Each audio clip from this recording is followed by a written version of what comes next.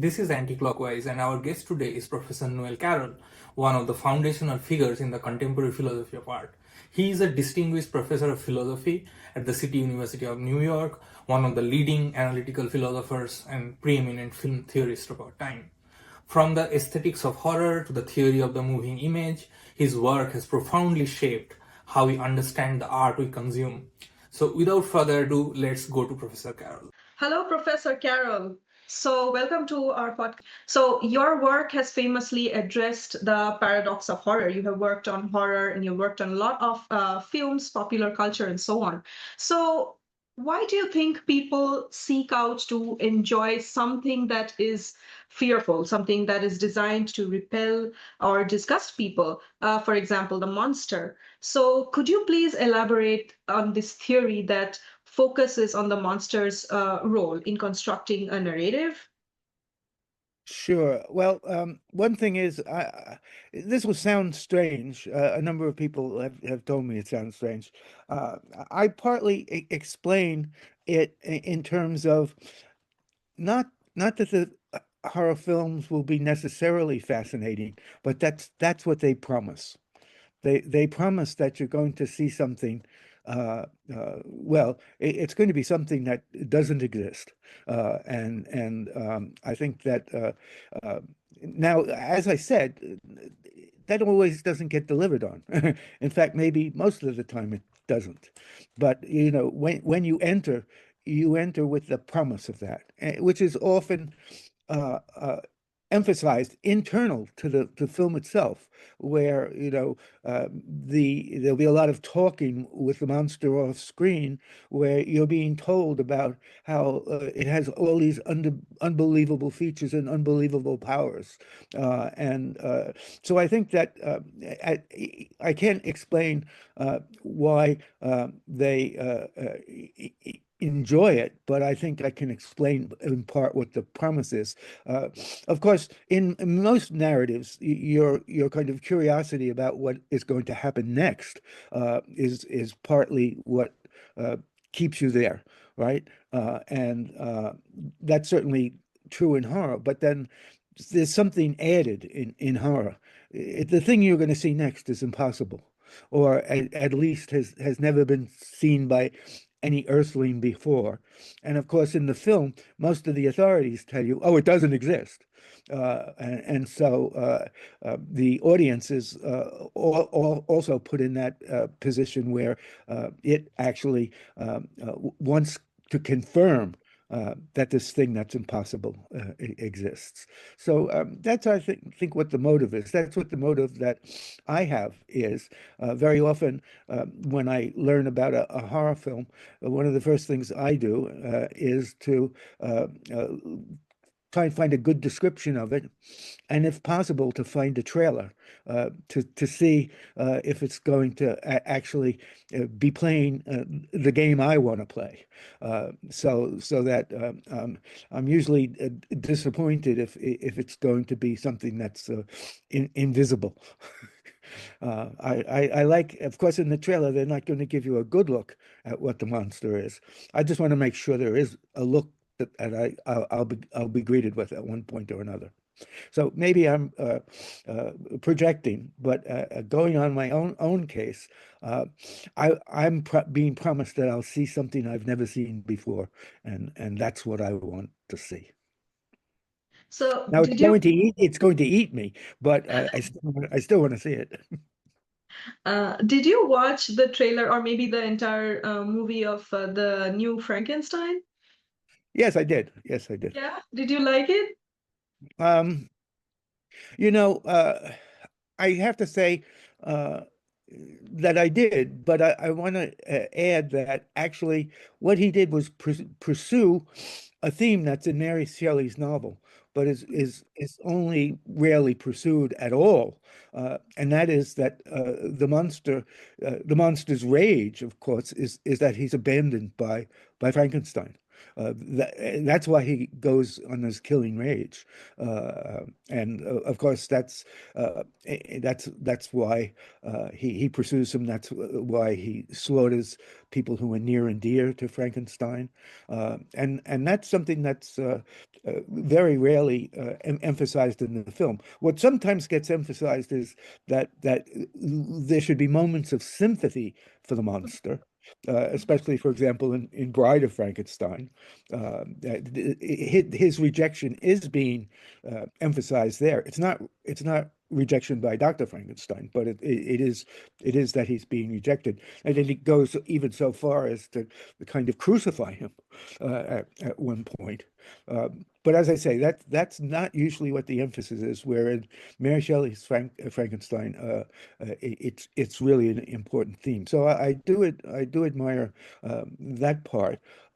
What we don't see as much, that's also in Mary Shelley, is the rage development or element to that, and in that way, it's a softer version than even the novel, and certainly a much softer version than most of the film adaptations. Yeah, we both also felt the same thing, that the monster seemed a bit too human for our liking. We kind of expected more, I don't know, violence, more anger, rage. Yeah, but Yes, but that I was, definitely is the case. But of course, he has a tendency in his films to emphasize what you could call sympathy for the devil, right? Mhm. I mean, it's kind of in The Shape of Water. It's the creature from the Black Lagoon. Yeah, yeah. Yes.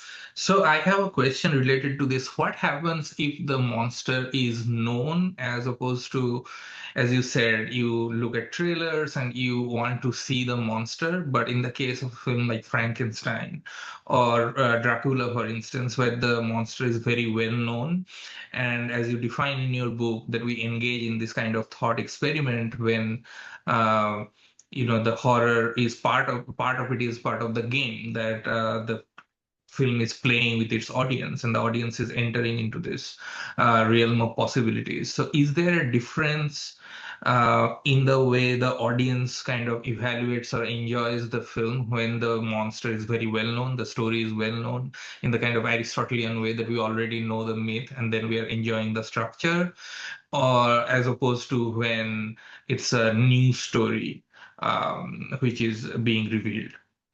Well, I think that of course, if we're talking about film, the monster is known or was known from the novel, and nowadays we know it from various other manifestations in film. But that's the point. It's film, so that the monster is new. I mean, when Hammer revived the Frankenstein story with Curse of Frankenstein, it was completely different than Pierce's makeup.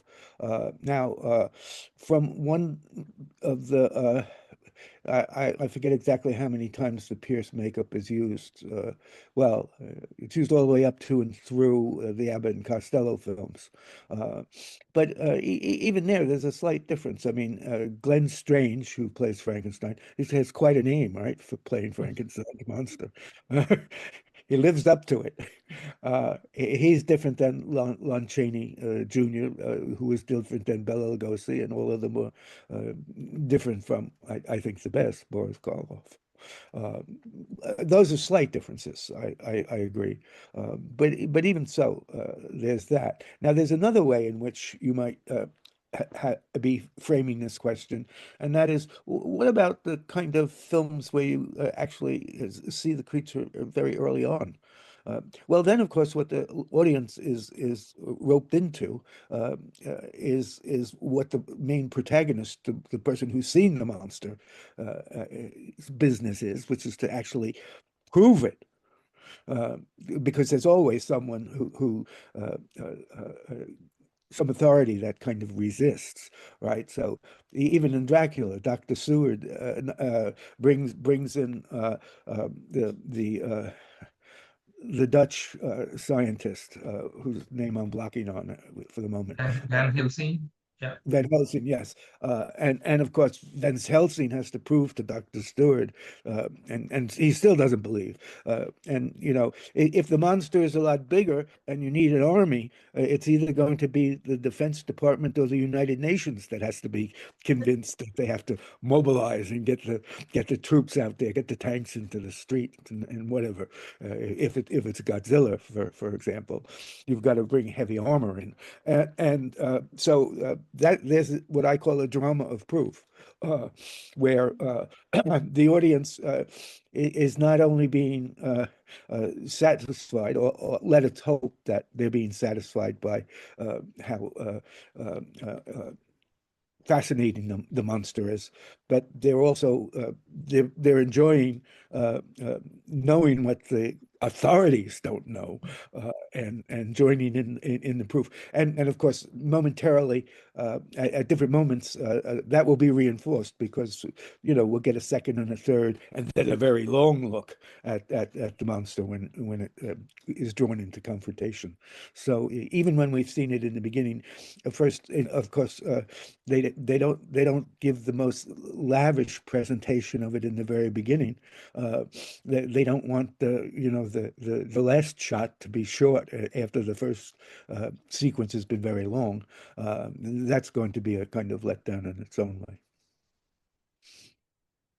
Okay, now we are going to move from horror to laughter temporarily, even though our podcast is really mostly curious about horror, but I am curious about laughter too.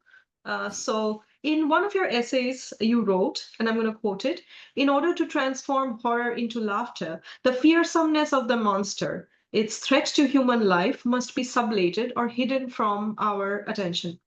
End quote. So would you like to elaborate for our audience on this observation? And also, I was wondering that in this tussle between emotions as you described, which is between fear and enjoyment, then how is one to determine which one would win? Would it end in fear or would it end in laughter? How would it be determined in a narrative? Okay, well, the basic idea is that horror and comedy have one feature in common.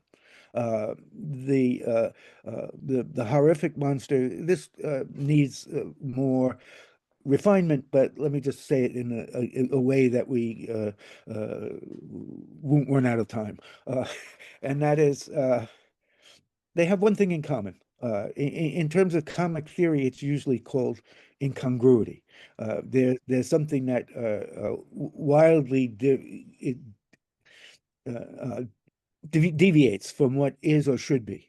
And that's often called incongruity. So, you know, the punchline that you get to a joke, in a way, it both seems to make sense, but it doesn't actually make sense. It kind of fits the setup that the joke has been offering you, but it arrives at something that's absurd. Why is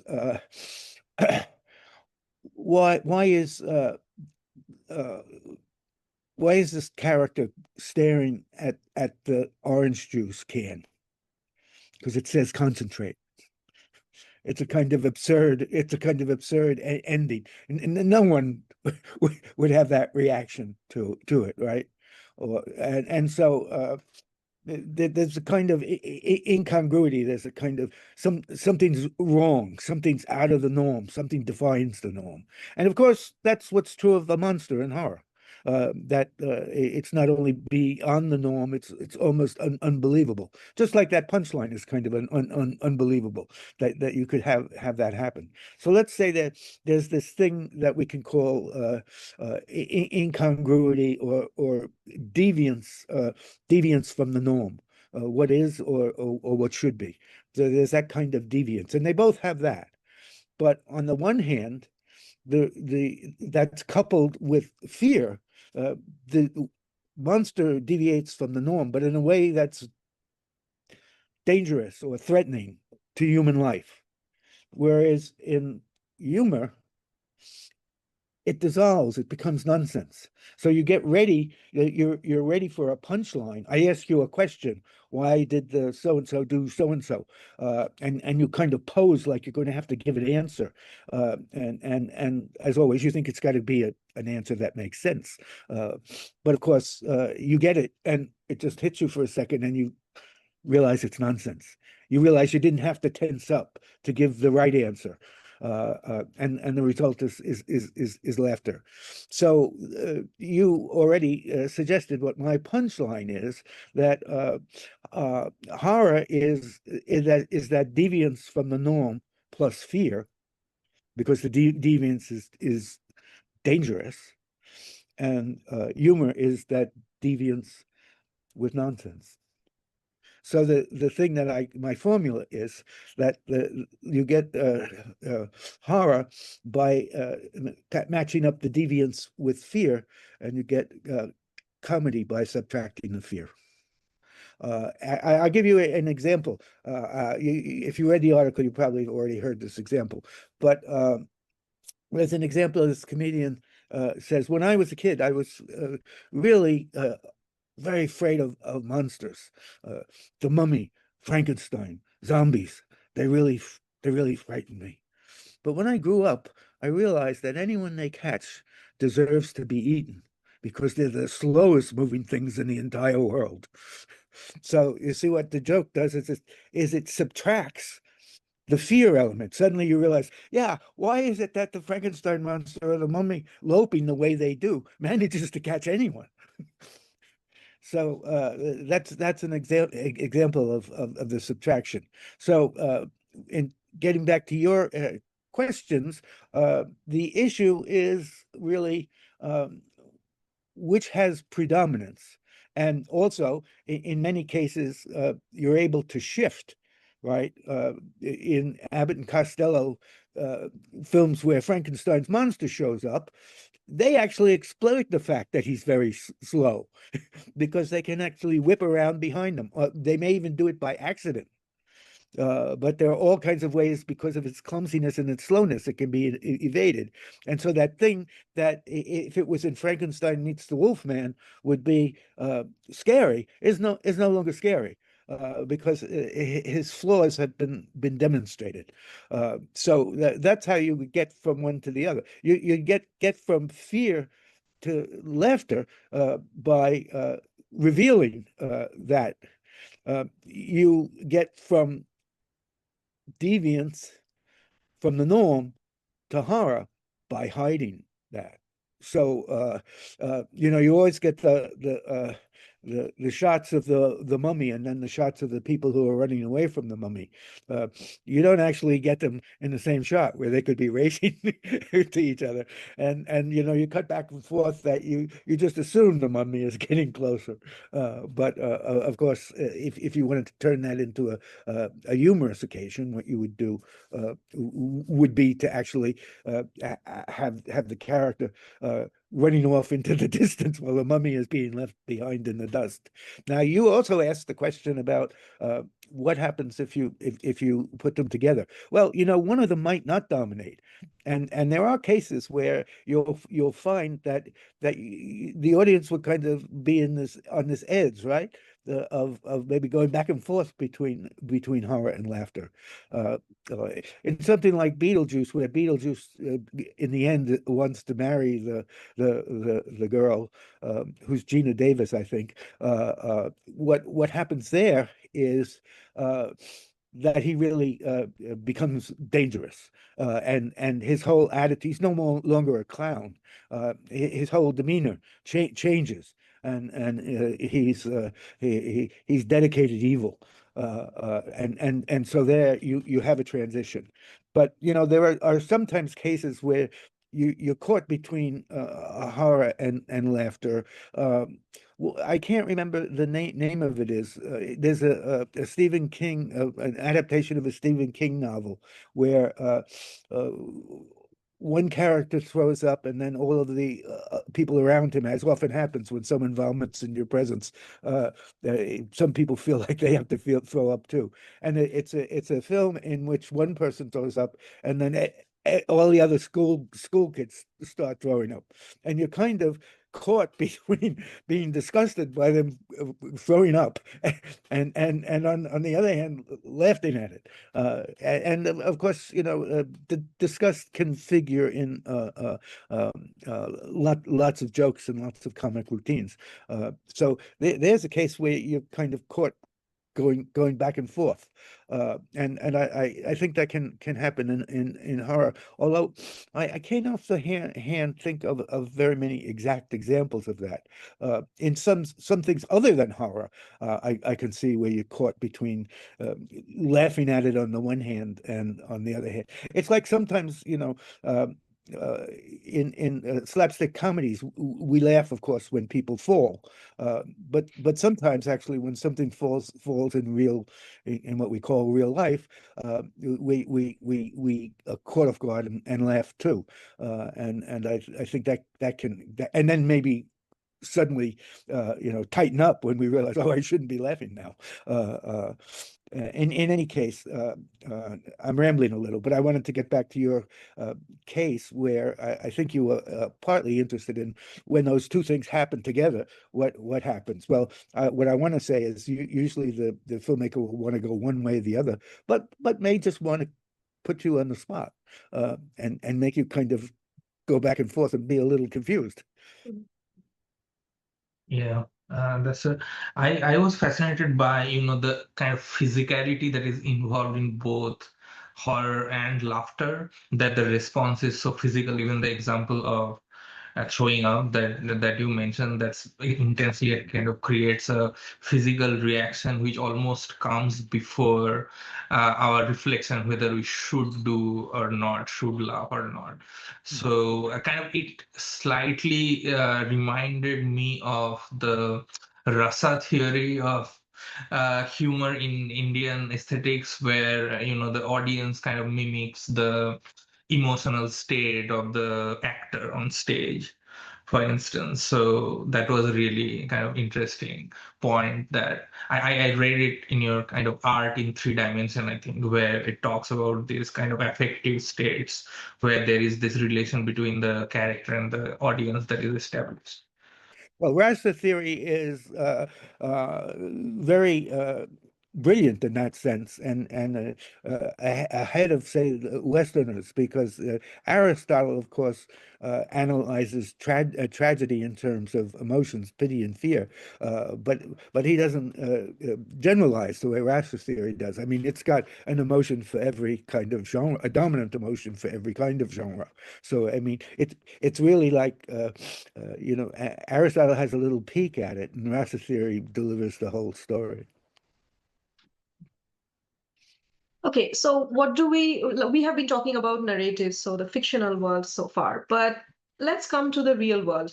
So in the contemporary world, we have horrors which are more intangible, say caused by stress triggers. So as for example, someone could be depressed and fearful of loneliness and so on. So do you believe that the original thesis remains applicable, or does it require revision to account for horrors which are, say, non anthropomorphic or not even bestial threats that are purely psychological or social?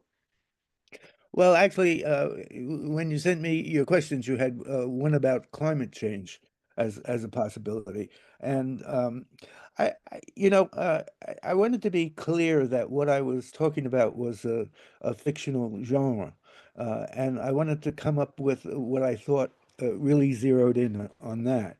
And fear is too broad, because in films about just a murderer, you would be afraid, or in terms of natural disasters, earthquakes is something you might be afraid of, but earthquakes, even though those climate disaster films do often share something with horror, there often is somebody who's warning you, if we don't do this or that, California's going to slide into the sea, or something along those lines. So they also sometimes involve that uh, uh, prediction of a dire event that no one in authority believes is going to happen or wants to suppress the information. So there's a similarity to that. And what happens in something like Jaws, where the mayor of the town doesn't want the information about the shark out there because it will destroy the tourist trade. So there is that. Where someone doesn't believe there's going to be an earthquake, or that doesn't believe that there's going to be some other climactic disaster. But nevertheless, um, earthquakes are not monsters, and that's why I actually, in my original writing, called what I was talking about art horror. Now, people, all the reviewers made fun of that because they said, "Oh yeah, I've been horrified by some art." Meaning they didn't think very highly of it. So they got a lot of fun at my expense. But I did want to talk about a certain kind of genre. So just having a serial killer, and this is what actually people complained about the most. My book came out at the time when serial killers had become a kind of genre, and they wanted to know why it wasn't I counting serial killers as monsters. And my requirement that they be not natural, that they deviate from science, of course, would include serial killers. And I wanted to make it clear that there's a difference between the film like The Boston Strangler and The Werewolf of London. I wanted to be able to kind of circumscribe the body of films I was talking about. Now, the one that caused the most trouble, and the one that most relentlessly came back at me like a monster, was Psycho. And everybody wanted to know, isn't Psycho a horror film? And so I said no. What I didn't say, and this is going to be confessional, what I didn't say was why I knew people thought it was, but I didn't want to say. And it was that it came out in 1960 at a time when actually people thought gay people, homosexuals, were deviant. And I didn't want to say that was the reason, because I knew, because of the way things were in the 90s, that people were saying, oh, Carroll is saying gay people are unnatural. And I just didn't want to get into that. So I just said, without saying that, I said, "Oh no, he's not." As close as I got to that was that his name is Norman. Uh, that that he was not a man, uh, but that's my confession. Now, since then, I've been less anxious about it. But back in those days, um, there was a high degree of what we were calling political correctness, and I just didn't want to. I didn't want to step into that water. But that was where the big difference was. Now there are other things that people raised as counterexamples, like uh, uh, the Anthony Hopkins character in Silence of the Lambs. What I pointed out with him and a lot of other of these kind of characters is, they're not just psychotics. They're just not. It's not that they're just schizophrenics. They're actually kind of mythic figures. I mean, the Anthony Hopkins character in Silence of the Lambs, he's kind of like Mephistopheles, right? He knows everything. Uh, he's like a diabolical Santa Claus. He knows when you've been doing whatever you've been doing. He knows what Buffalo's going on in Buffalo Bill's head. Meanwhile, he's locked up in a prison and he's got this mask on his face. But he's the most authoritative figure in the film.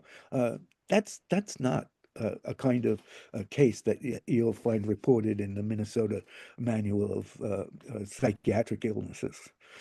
And so many of characters who are being presented as just being psychotic are far more than that. And actually, when you look at a lot of the serial killers that are in the horror genre, a lot of them are monsters. Michael Myers is a monster. You shoot him, he doesn't die. After the first Friday the 13th, where the killer is the mother, and then Jason comes back, he's a monster. I mean, they're supernatural beings, and so many of those kind of serial killers are monsters by my definition. So yeah, that's a great and thanks for Clarifying, yeah. clarifying. And so I But just let me I mean, I rambled so far. I just wanted to make sure that the answer is I wanted to have a clear enough of a genre so that I could provide useful theories about its narrative structures and even some information about how you go about constructing monsters, etc. So I wanted to have a lens that was sharp enough that we wouldn't just be sooner or later throwing everything into the category. Yeah, yeah. So you have talked about kind of historical practice and the idea of, the genealogy and the importance of the tradition in understanding art. So you have kind of grounded aesthetic theory in historical practice as opposed to just pure formalism, if I'm understanding it correctly. So in your analysis of a form such as cinema, which is both an art form but also a kind of mass media. So what did you kind of think of as a whole as a philosopher of cinema? Did you want to develop a kind of universal theory or aesthetic theory of cinema itself as a form, which has a certain kind of tradition, or did you think of cinema and horror cinema in particular in a specific historical context with a specific genealogy? Well, maybe let me just say in general what I think I'm doing, and then we'll see if we can bring it back to answering some of your questions. Part of what I think is my job as a philosopher, I belong to the school or the movement that they call analytic philosophers, and so what is it that we analyze? And to a large extent, what we analyze are concepts. That's one way that we're different than scientists, and we don't analyze concepts the way a linguist might. We don't go out and try and find out exactly what people mean. We don't do pencil and paper tests and ask people what they mean by freedom or whatever. We try and get an account that seems to fit the kind of cases and things that we want to talk about. And sometimes that's a matter of looking at how people talk and trying to just kind of regiment it, get it in shape in a way that's different than the way a dictionary does it, because a dictionary does it by telling you, oh, this is the first meaning that the word has, this is the second meaning, this is the third meaning, and maybe they'll tell you where it came from too. This comes from the Latin, blah blah blah. Okay, so that's what a dictionary meaning looks like, but the kind of meaning we want to discover, attach, associate to the concept is a more rigorous one, and sometimes we work with the one and pay attention to actually how it does get used, but sometimes we have to actually not just regiment the way it usually gets used, but we actually have to actually come up with uh, uh, a way of saying it that really covers the way that people use it, but doesn't match the way it is. And one of the examples I have is that I offer a theory of what I call a moving image. Not film, but the moving image. And one of the reasons for that is, well, a lot of the things that people want to call films are not films. They're broadcast television programs. Uh, there are many different technologies of the moving image, and it's true that people go on talking about it as film, just as we call zippers, which is just the name of the person who made the most popular one. What they really are slide fasteners. They're not zippers, and so we often use the first term or an early term we had for something for a whole field of things that are not exactly that anymore.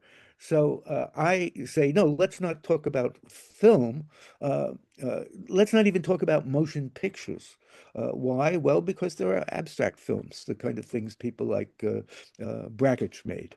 Well, let's get an idea of the moving image, and let's define what the moving image is. Now, the moving image, of course, is not necessarily art, right? Because surveillance footage is the moving image too, but that's not art. So I first want to make a big category that's going to cover everything from Hollywood to surveillance footage to broadcast television, and first get it. And this won't have any kind of qualifications in terms of what makes it good or bad. Let's just get the right concept and the right definition for that, because we want to capture what people want to say, not like the sociologist who wants to capture what people do say. Sometimes that works and sometimes it doesn't, and sometimes you've got to do better than the way people do it. So that's what I take my project to be. And so when I define the horror genre, I try to do it in a way in terms of what I think people want to be talking about. They want to be talking about Predator. They don't want to be talking about the Boston Strangler. And so I will actually change the concept I'm addressing somewhat and call it art horror. I mean, I also don't want to be people to be thinking that I'm talking about actual serial killers, right?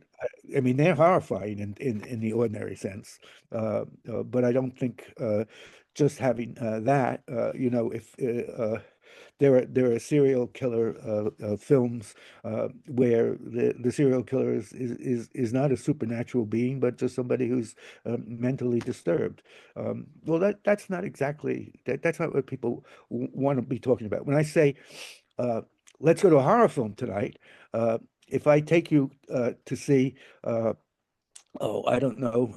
If I take you to see a war film because it's full of horrors, you're not going to be. You go, what? Why? You said you would take me to a horror film.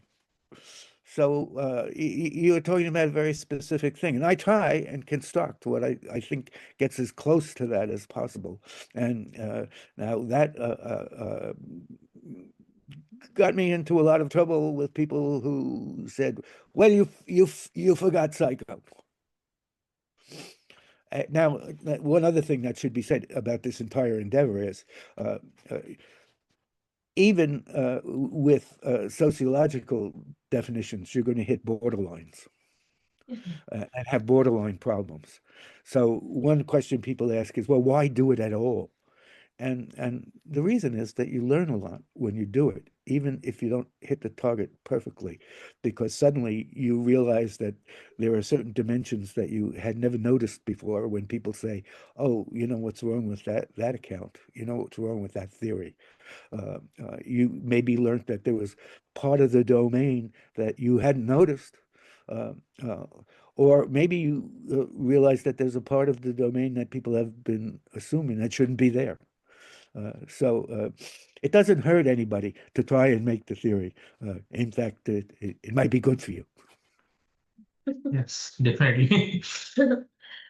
So you have worked a lot with mass art, popular art, films, television, graphic novels, and so on. And I'm sure that you have also seen upcoming philosophers, students, and critics approaching popular consumables, films, and so on. So this is also your scope to rant, or you could also provide us with some advice regarding how do you think the standards of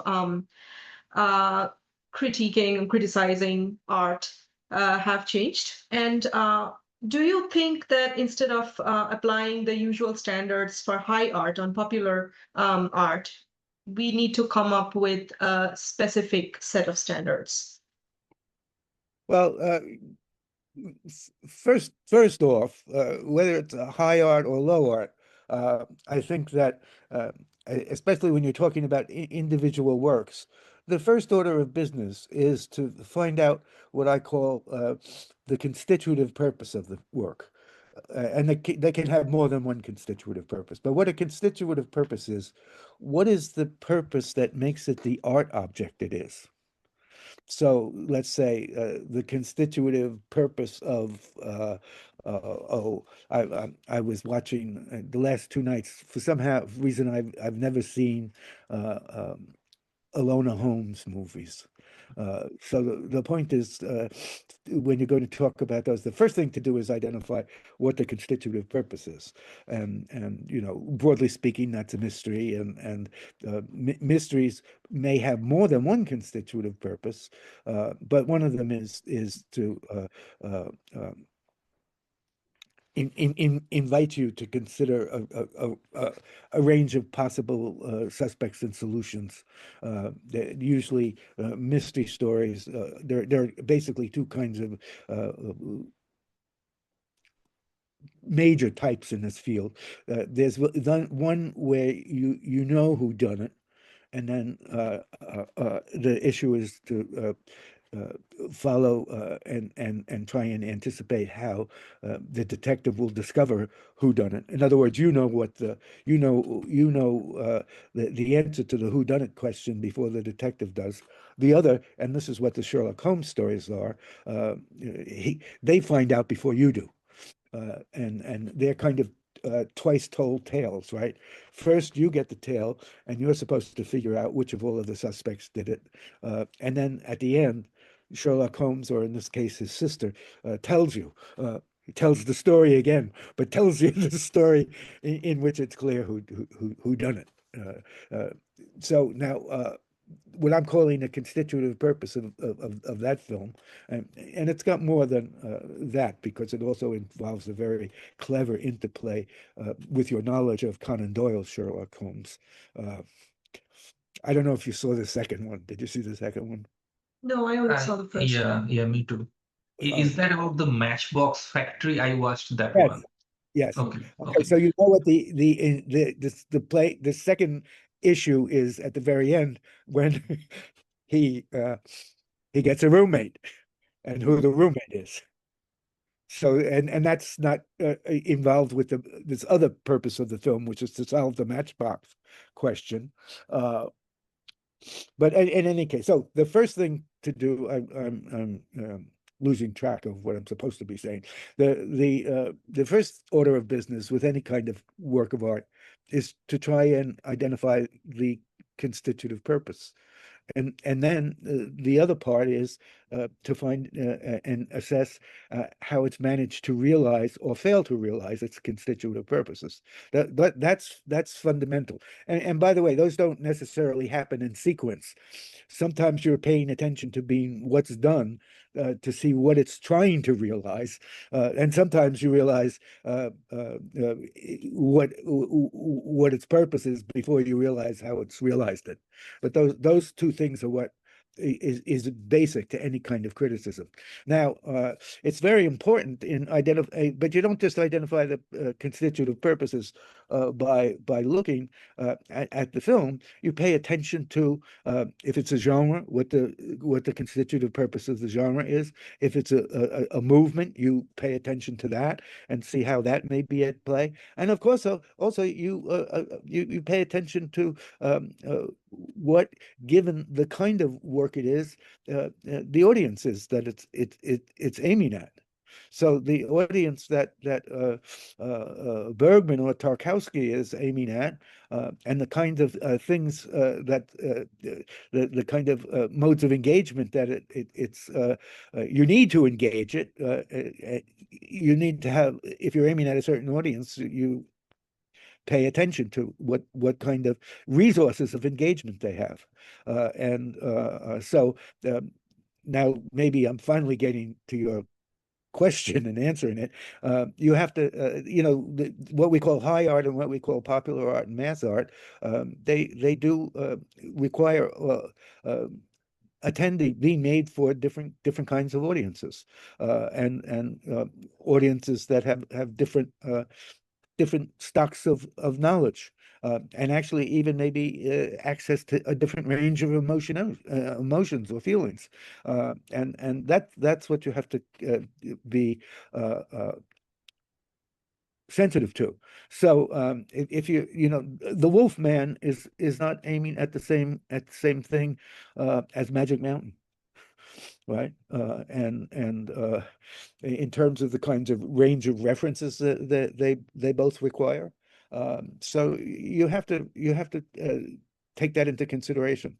So I think in terms of the broad gauge of the question you were answering is, you don't want to bring the standards of what you require of modernist painting. You don't want to require that those things that those kind of criteria have to be met in a slapstick comedy, in a Keystone Cops comedy. Your Keystone Cops comedies don't tell you about the nature of cinema. That's not part of the agenda. Yeah. Okay. Yeah, thank you so much. This is a great answer. And also, it's just so simple, yet something we tend to forget when we are analyzing popular art, movies, and so on. I think actually it's not as bad as it used to be. We owe an awful lot to Stanley Cavell, who wrote the book The World Viewed, and I don't agree with all of it, probably not even most of it, but he was a professor of philosophy at Harvard, a tenured professor of philosophy at Harvard, and he more or less couldn't be dismissed, and that meant that all of us baby boomers who loved movies and loved popular culture, he gave us an imprimatur. Or a license to kill. Okay.